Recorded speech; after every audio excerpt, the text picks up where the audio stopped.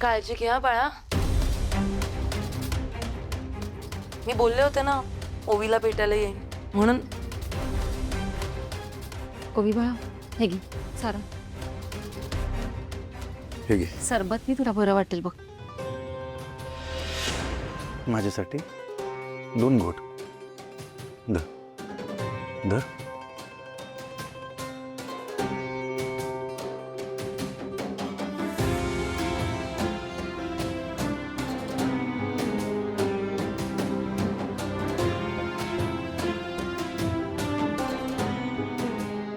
सारंग, मला खरंच कळत नाही तू काय एवढा हट्टाला पेटलास. ओवीला तिच्या टीचरला भेटायचं एवढंच ना, तर तेवढं काय मोठं आभाळ कोसळणार आहे आपल्या घरावर, सांग ना. मला सांग, आता या क्षणाला काय महत्वाचं आहे? ओवीला बरं वाटणं महत्वाचं आहे की नाही? ऐक ना माझं, प्लीज त्यांना भेटू दे ना एकदा. बाबा प्लीज एकदा भेटू दे ना बिचायला प्लीज.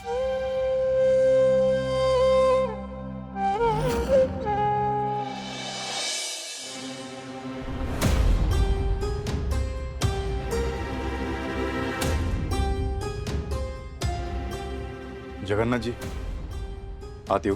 अरे सारंग, ये ना, ये. मी येणारच होतो तुला भेटायला. बस ना तू. नाही जगन्नाथ जी, बसायला वेळ नाही माझ्याकडे. मी वेगळ्या कारणासाठी तुमच्याकडे आलो. सावली घरी नाहीये, गुरुकुलात गेली. आणि मला तरी असं वाटतंय ती असती तरी तुझ्याशी बोलली असती की नाही माहित नाही. हे बघा जगन्नाथ जी, मी माझ्या आनंदासाठी इथे आलेलो नाहीये. मी माझ्या मुलीसाठी आलो, ओवीसाठी. ओवीला ताप येतोय. त्या तापाच्या ग्लानी ती फक्त सावलीचं नाव घेते. सावलीला भेटायचंय तिला. तुझ्या लेकीसाठी तू इथे आलास, बाप म्हणून तुझं कर्तव्य होतं. पण तुमच्या दोघांमध्ये भूतकाळात ज्या काही गोष्टी घडल्या त्या क्लिअर झाल्याशिवाय सावली कशी आणि कुठल्या अधिकाऱ्याने तुझ्यासोबत येईल? नाही, तुमच्या दोघांमधल्या वादामुळे, अहंकारामुळे, कुठल्याही गोष्टीमुळे 2 चांगल्या मनाची माणसं दूर होताना मी माझ्या डोळ्यांनी बघतोय आणि मला याचं खूप वाईट वाटतंय, म्हणून विचारतोय. बघा, तुमचं म्हणणं बरोबर आहे जगन्नाथजी. पण सावलीच त्या दिवशी बोलली ना की आमच्यातलं नातं संपलंय. मग मला पण इंटरेस्ट नाही आहे. मला पण जुन्या गोष्टी उकळून काढायच्या नाही. मी खरं तर तुम्हाला रिक्वेस्ट करायला आलो आहे की प्लीज सावलीला घरी घेऊन या माझ्या मुलीसाठी. जर ती आली तर ओवीला बरं वाटेल, नाहीतर तब्येत अजूनच बिघडेल. तुझी मुलगी आहे ना, मग तूच सावलीला समजावं आणि घेऊन जाऊ इकडे. जगन्नाथजी, असं काय करतात? माझी इच्छा नाही आहे तिला भेटायची. असं म्हणून कसं चालेल? सावली समोर जावं लागणार तुला. आत्ताच म्हटलंस ना की सावलीला बघितल्याशिवाय ओवीला बरं वाटणार नाही. मग मला सांग, तुझ्यातला अहंकार महत्वाचा की तुझ्या मुलीला बरं वाटणं महत्वाचं?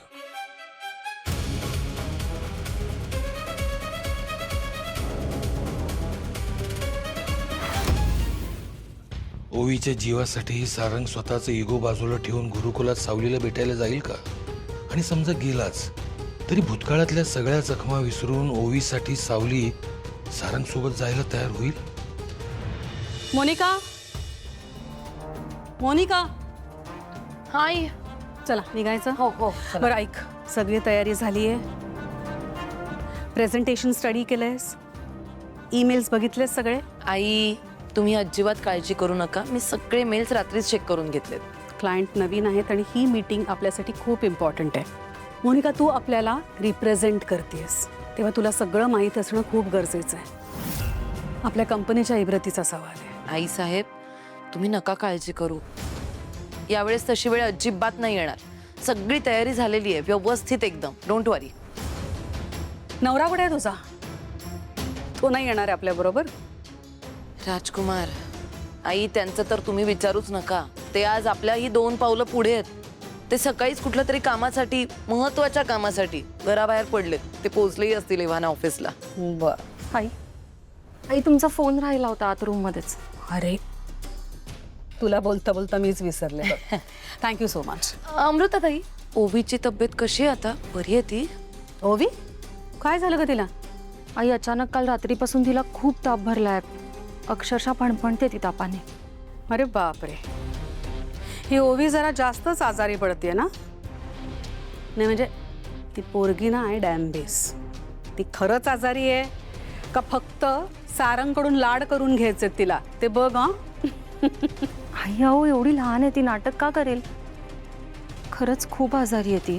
तिला खरंच बरं वाटत नाही. हो आई, करेक्ट बोलतात अमृताताई. यावेळेस केस जरा वेगळीच आहे. वेगळी केस आहे म्हणजे? आई, वेगळं म्हणजे हा काहीतरी मानसिक ताप आहे म्हणे. अमृताताई बरोबर बोलते ना मी?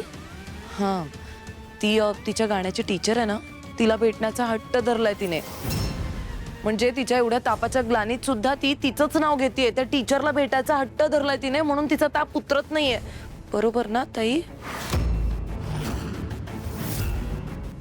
ओवीला तिच्या गाण्याच्या टीचरला भेटायचंय हे ऐकल्यावर या म्हातारीचा चेहरा असा पांढरा का पडला?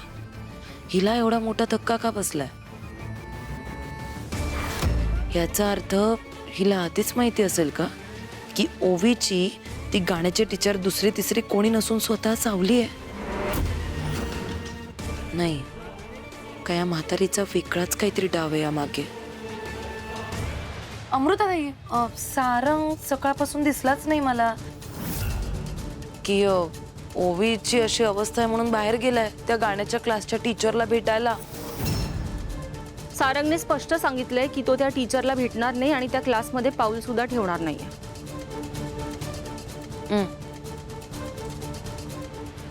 सारंग म्हणाला की तो तिच्याकडे अजिबात जाणार नाही.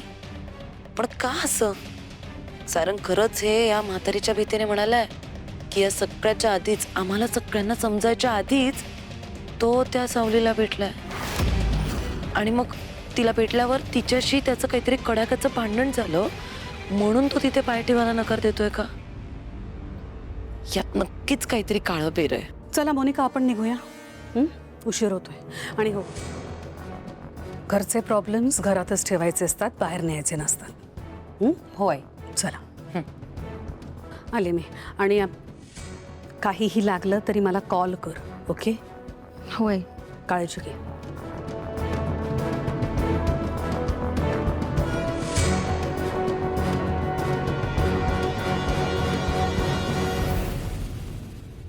हो हो, मी निघाल्यावर नक्की फोन करते.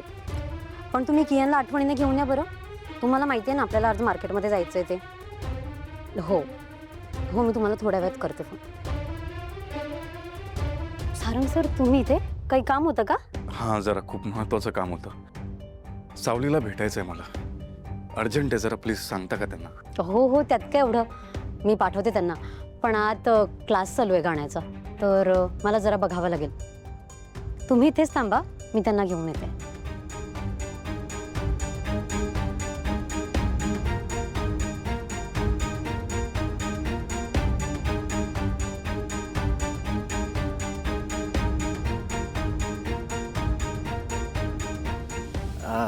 नमस्ते सारंगजी. नमस्ते. आपण जगन्नाथ काकांच्या घरी त्या दिवशी भेटलो होतो. आणि त्याच्याही आधी, खूप आधी बेळगावला. आहे ना लक्षात? हो, आठवतं ना. खरं तर त्या दिवशी जगन्नाथ काकांच्याकडे आपल्याला फारसं बोलता नाही आलं. तुम्ही फार गडबडीत निघून गेलात. सारंगजी, मला तुमच्याशी खूप महत्वाची गोष्ट क्लिअर करायची. खरं तर मी सावलीचा